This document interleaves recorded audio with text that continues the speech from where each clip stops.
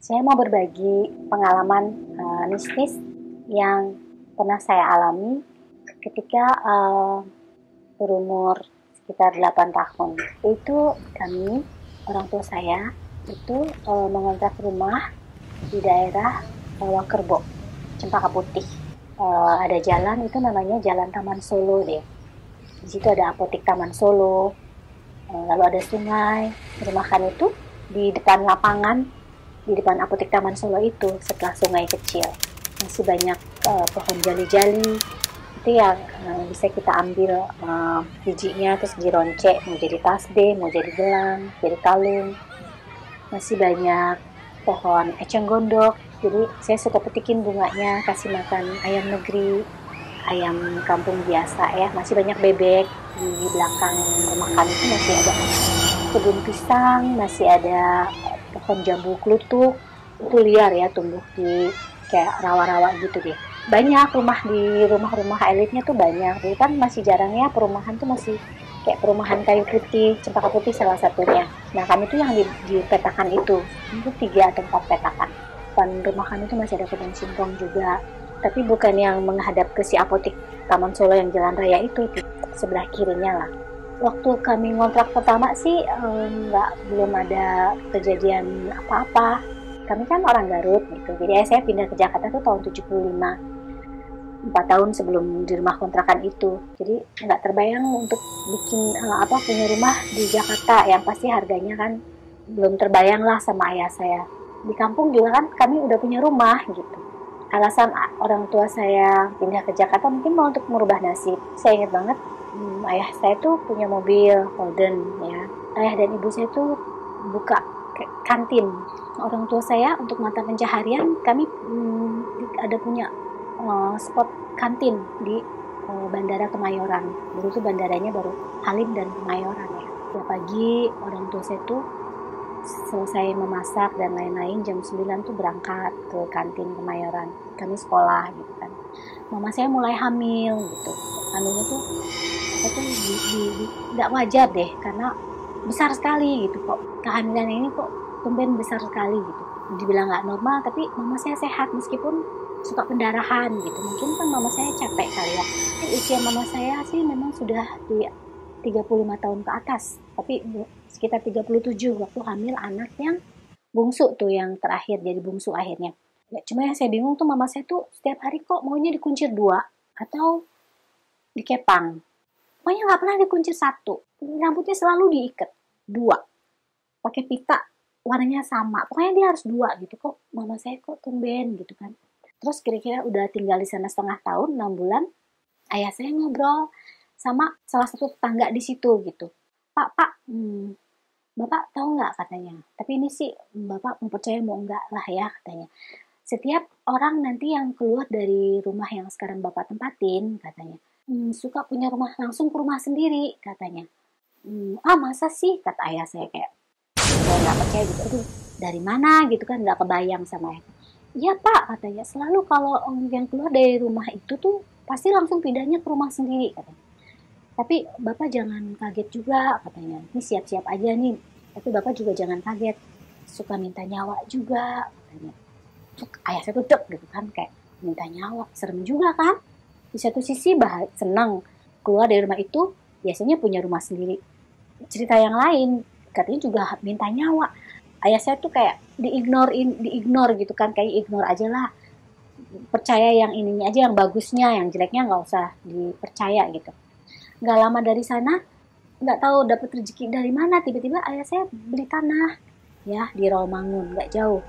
Pikir ayah saya, mau beli tanah di situ. Kebetulan kan dulu itu tuh deket banget dengan Universitas Indonesia, kan dulu masih di Rawamangun ya. Cuman kehalangan jalan gitu tuh, udah daerah rumah kami, Jalan Pemuda gitu kan. Pokoknya yang nembusnya nanti ke Haji Ten gitu kan. Waktu ngobrol sama tetangga yang memberitahu tentang rumah kontrakan kami itu, kira-kira bulan ke-6 lah ya, setelah ngontrak bulan ke-6. Nggak lama dari situ ya dapat rezeki, bisa beli tanah di daerah Rawamangun itu, di Jalan Pemuda. Terus dibangun tuh, ayah saya langsung cepet-cepet bangun gitu. 6 bulan selesai dari kontrak itu, memang ayah saya nggak mau perpanjang, mau pindah aja. Mungkin juga ayah saya takut kali ya, mungkin ke terngiang-ngiang omongan itu, saya nggak ngerti deh. Rumah udah hampir selesai, saya inget banget ya waktu itu 1 bulan sebelum masa kontrakan berakhir. Itu rumah tuh udah mau lantai 1, lantai 2 udah selesai. Pintu, jendela semua sudah. Kalau lantai 2 iya masih ada beberapa jendela yang bagian belakangnya tuh kacanya tuh belum permanen lah, belum, masih ada tembok yang terbuka. Tapi ya sudahlah. Juga kan waktu itu di sana tuh ada taman kan, ada pohon mangga. Jadi nggak usah pakai jendela juga nggak apa-apa. Yang penting di lantai 1 itu yang aman kan, depan belakang semua tuh pintu, kunci jendela tuh sudah lengkap lah. Itu 1 bulan menjelang masa kontrakan berakhir. Saya ingat banget kira-kira 3 minggu sebelum masa jatuh tempo perpanjang rumah berakhir, saya tuh ingat hari itu tuh saya libur sekolah. Saya tuh ikut sama kakak saya, mama papa saya nggak ikut. Kita tuh nganterin makanan karena besoknya si tukang tuh mau pulang semua. Jadi tuh kami kayak ngasih makanan terakhir, makan siang terakhir untuk mereka. Selesai jam 3 sore, kami kan buru-buru pulang lagi kan ke Rawakerbo itu, ke Cempaka Putih itu, Taman Solo. Jalan kaki, dulu tuh masih jalan kaki kemana-mana, nembus Rawasari, pokoknya nembus aja. Terus pas sampai rumah kok banyak orang gitu kan, pada keluar masuk gitu ke rumah saya. Saya kan lihat dari ujung kebun singkong gitu kan, masih kira-kira berapa meter gitu, berapa puluh meter, 100 meter. Kok banyak orang di rumah kami gitu kan. Begitu saya sampai rumah, ternyata yang meninggal kakek saya. Memang kakek saya punya rumah juga selain di Garut, punya rumah di Kalibata gitu. Jadi pagi itu katanya setelah saya pergi, itu kakek saya datang pakai taksi, sudah dalam keadaan sakit, katanya pakai handuk. Dia tuh kayak lagi demam, batuk gitu. Ke rumah, terus katanya mama saya sebelum berangkat ke kantin, kakek saya tuh disuapin dulu, dikasih makanan, biar makan dan minum obat. Terus ditinggal memang. Mama saya pergi ke kantin karena si kakek saya bilang, udah tinggalin aja Neng, katanya, nggak apa-apa. Mungkin beliau bilang kali, udah bapak nggak kenapa-napa kok, tidur katanya. Memang sempat muntah kata ibu saya, tapi nggak mau ditemenin, katanya udah kamu pergi aja. Sekitar jam 12 lewat katanya mama saya pulang ke rumah. Mama saya pulang ke rumah, buka pintu, terus kakek saya masih tidur. Nggak tahu masih tidur atau gimana, karena begitu buka pintu kakek saya nggak bangun gitu. Pikir nggak mau ganggu lah. Mama saya langsung ke dapur, siapkan piring, pakai nampan, bawa obat, air hangat, mau membangunkan ayahnya untuk minum obat yang kedua kalinya siang itu kan. Begitu dibangunkan, dipegang kakinya, nggak bangun juga. Dipegang kakinya udah agak dingin sih. Dipegang dadanya, dibangunin, akhirnya badannya udah gerak semua, udah nggak ada gitu. Jadi itu 3 minggu sebelum batas waktu perpanjangan kontrak berakhir. Padahal ayah saya tuh udah berniat seminggu lagi tuh kami akan pindah gitu. Itulah seminggu sebelum pindah, beneran mungkin ya minta nyawa ya. Aku nggak tahu deh rumahnya sekarang masih ada apa enggak, apa udah dibongkar, karena saya udah berapa puluh tahun nggak lewat sana lagi. Kejadian mistis lain yang saya alami itu ada di rumah itu. Jadi pada suatu hari, kan rumahnya kalau petakan kan lurus aja gitu kan. Cuma 4 meter lah lebarnya tuh. Ke belakangnya mungkin 8 meter atau berapa, karena masih ada halaman belakang sih. Masih lihat pohon jambu liar. Jadi ruang tamu tuh ke dalam tuh cuma disekat sama lemari. Itu padahal di belakang lemari itu udah tempat tidur mama papa saya. Nanti dari tempat tidur mama papa saya ada disekat lagi lemari, tapi nggak terlalu tinggi seperti yang di ruang tamu, separuh. Setelah lemari yang setengah itu tempat tidur besi, itu untuk saya tidur sama adik, sama kakak gitu. Pernah ada satu malam tuh saya tuh bangun gitu.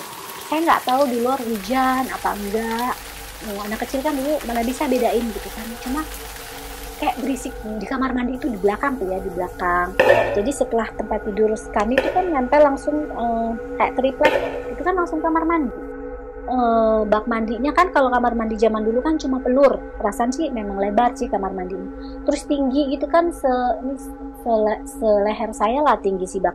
Itu tuh kayak kamar mandi tuh kayak ada yang mandi, terus kayak yang ini loh, mukul-mukulin si gayung plastik ke si bak mandi, pok pok pok gitu, berisik banget. Itu mirip yang seperti kalau kita lagi pada mandi, aku sama adik beradik kan suka bareng gitu, berantem lah ini, jadi kita suka mukul-mukulin si gayung ke bak. Bunyinya tuh kenceng sekali bunyinya, saya tuh sampai siapa gitu yang mandi. Dan herannya ya, kalau emang itu beneran bunyi keras, kok yang lain gak ada yang bangun ya gitu. Terus saya juga itu nggak terpikir untuk teriak atau gimana, saya tuh cuma diem aja. Saya cuma meluk, dulu ada pengasuh saya namanya Diisah gitu, saya tuh cuma meluk ke Diisah aja gitu, kayak megangin tangan dia, dan dia juga nggak bangun gitu. Dapurnya juga sebelum kamar mandi kan dapur gitu, kok kayak tikus, kayak mainin sendok, kayak apa tuh, kayak taruhlah itu tikus, tapi kok apa iya ya tikus, nggak tahu dah. Pokoknya kalau dipikir-pikir sekarang, saya dulu itu suara apa gitu. Pokoknya itu kejadian yang sampai hari ini saya nggak pernah lupa. Itu pertama kali saya dengar sesuatu yang gaib, yang aneh, untuk waktu yang lama, sampai kita waktu kecil aja dulu sampai ketakutannya tuh kayak gitu. Saya inget banget kok, saya ngelihat ke sekeliling gelap gitu, terus pokoknya saya inget deh, itu saya tidak sedang bermimpi gitu. Dan suara-suara itu tuh beneran yang kalau dipikir-pikir sekarang, kok sekencang itu, nggak ada yang lain terbanding. Di satu sisi baik, karena mereka yang pergi dari rumah ini, mereka yang keluar dari rumah ini selalu pindah ke rumah sendiri. Tapi di sisi yang lain juga minta korban. Percaya atau tidak, tapi itu saya alami ketika usia saya mungkin baru umur 8 tahun.